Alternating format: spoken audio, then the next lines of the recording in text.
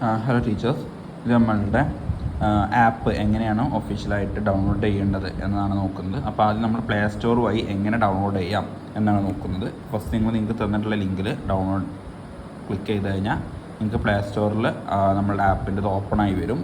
Then അവിടെ നിങ്ങൾക്ക് install എന്നൊരു ഓപ്ഷൻ ഉണ്ടാവും. ഇൻസ്റ്റാൾ എന്ന് കൊടുക്കുക. ദെൻ അത് ഇൻസ്റ്റാൾ ആവും. ദെൻ ആപ്പ് ഇൻസ്റ്റാൾ ആയി കഴിഞ്ഞാൽ നമുക്കിവിടെ ഓപ്പൺ എന്നുള്ളൊരു ഓപ്ഷനിൽ നിങ്ങൾ കൊടുത്തു കഴിഞ്ഞാൽ നമ്മുടെ ആപ്പ് എന്താവും, ഇവിടെ ഓപ്പണായി വരും. ദെൻ നമ്മൾ ലാംഗ്വേജ് സെലക്ട് ചെയ്യുക, ഇംഗ്ലീഷ് കൊടുക്കുക. ദെൻ ഓരോന്നായിട്ട് നോക്കാം. ദെൻ സ്റ്റാർട്ട് യുവർ ജേർണി എന്ന് കൊടുക്കുക. അതെടുത്തു കഴിഞ്ഞാൽ നിങ്ങളുടെ സൈനപ്പ് പേജ് ആയിരിക്കും വരിക. മെയിൽ ഐ ഡിയും അതുപോലെ തന്നെ പാസ്വേഡ്, അല്ലെങ്കിൽ നിങ്ങളുടെ ഫോൺ നമ്പറോ പാസ്വേഡോ അതാണ് നിങ്ങളവിടെ കൊടുക്കേണ്ടത്. പേജ് ഓപ്പൺ ആയിട്ട് വരും. ഇതായിരിക്കും നമുക്ക് വരുന്ന പേജ്.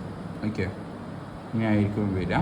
ദെൻ നമുക്കിനി പഠിപ്പിക്കാനുള്ളത് എങ്ങനെ കിട്ടുക വെച്ച് കഴിഞ്ഞാൽ ഇവിടെ എക്സ്പ്ലോർ ഓൾ ലൈവ്സ് എന്ന് കാണാൻ പറ്റും. ഓക്കെ, ഇവിടെ നമ്മളുടെ ക്ലാസ് ഏത് ഇതിലാണ് വരുന്നത് നോക്കാം. ചിലരുടെ ക്ലാസ് ലിറ്റിൽ ലേണറിലായിരിക്കും വരിക. അപ്പോൾ ലിറ്റിൽ ലേണറിന് സെലക്ട് ചെയ്യാം. ലിറ്റിൽ ലേണറിൽ ഏതാണ് സിലബസ്? ഇപ്പോൾ ഇവിടെ CBSE. ഓക്കെ, CBSE കൊടുക്കുമ്പോൾ ഇവിടെ ഓരോ ക്ലാസ് ഉണ്ടാവും.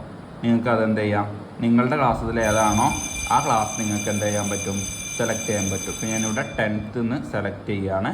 10th നമ്മൾ സെലക്ട് ചെയ്യുമ്പോൾ ഇവിടെ നമുക്ക് ലൈവ് ക്ലാസ്സിൻ്റെ ഓരോ അപ്ഡേറ്റ്സുകൾ കാണാൻ പറ്റും. ഓക്കെ, ഇനി ടീച്ചേഴ്സിൻ്റെ ഭാഗം പറഞ്ഞത് എവിടെ വെച്ച് കഴിഞ്ഞാൽ നിങ്ങളത് ചെയ്ത് കഴിഞ്ഞാൽ നിങ്ങൾക്ക് ഇങ്ങനത്തെ ഒരു പേജ് ഓപ്പൺ ആയിട്ട് വരും.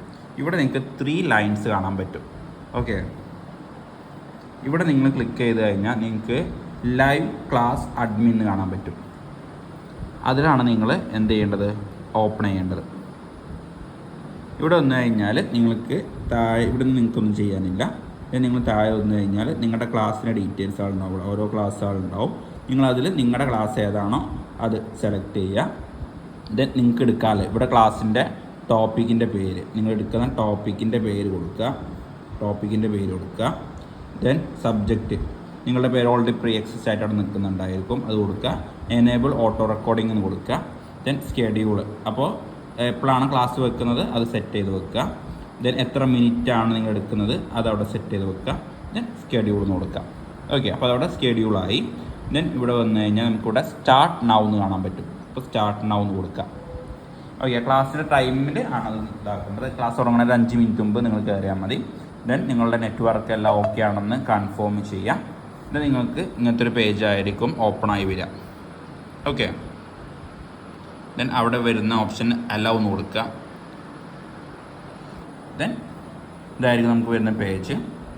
ഇവിടെ നമ്മൾ എന്ത് ചെയ്യണം, ഷെയർ സ്ക്രീൻ ആവശ്യമുള്ളവർക്ക് ഷെയർ സ്ക്രീൻ കൊടുക്കാം. റെക്കോർഡിംഗ് ഓഫ് ചെയ്യേണ്ടത് ഇവിടെ കൊടുക്കാം. വൈറ്റ് ബോർഡ് ഇവിടെ ഉണ്ട്.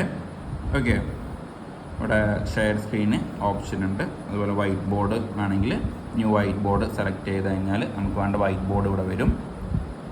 ദെൻ ക്ലാസ് കഴിഞ്ഞാൽ നമ്മൾ എന്ത് ചെയ്യണം, എൻഡ് ഫോർ മീറ്റിംഗ് ഓൾ എന്നാണ് നമ്മൾ കൊടുക്കേണ്ടത്. ഓക്കെ, ഇപ്പോൾ മീറ്റിംഗ് എന്തായി, എൻഡായി. ഇങ്ങനെയാണ് നമ്മൾ എന്ത് ചെയ്യേണ്ടത്, ക്ലാസ്സിൽ ആപ്റ്റീവായി എടുക്കേണ്ടത്.